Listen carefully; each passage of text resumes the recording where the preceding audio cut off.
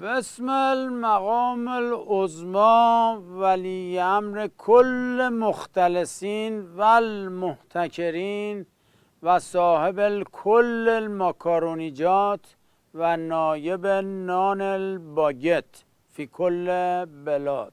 ای بنازم به چشمای بابا قوری امام راحل که وقتی گفت اقتصاد مال خره، انگار که همین روزا رو پیش بینی میکرد که چطوری مقام عظما و این یارو رئیسی و گله اقتصادوناش همه مثل خر تو گل گیر کردن.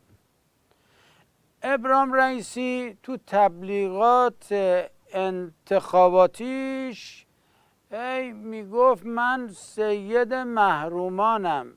نمیدونستیم منظورش اینه که میخواد همه رو محروم کنه.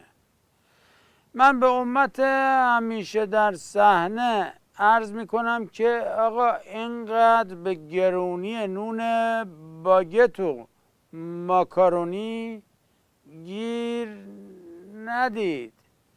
این دوتا از اسمشون هم معلومه که دوتا غذای استکباری و فریب خوردن. گرون شدنش هم که اصلا دست نظام نیست. بعد حجابا و فتنه‌گرا دست به یکی کردن، قیمت ها رو بردن بالا.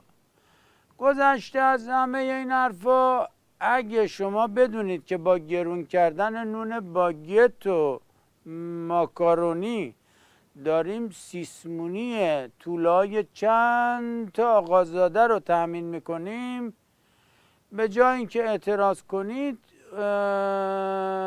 قربون صدقه نظام میرید.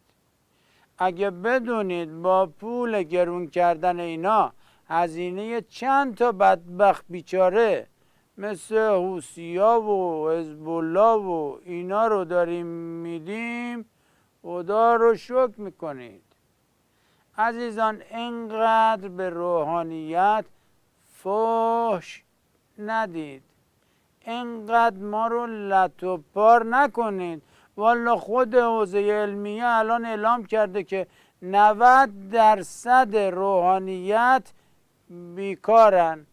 یعنی تا حالا این بلاهایی که ما سر شما آوردیم فقط با 10% نیروهامون بوده.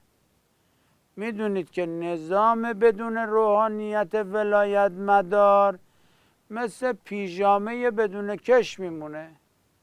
والا این دم آخری همه واسه عظما شاخ شدن. اونقدر که الان تو نظام شاخ هست تو دنیا گاو نیست. بس دیگه زیاد فک زدیم، تموم کنیم تا فکمون رو پایین نیاوردن. و السلام علیکم. و علا کلی مزخرف گفتیم.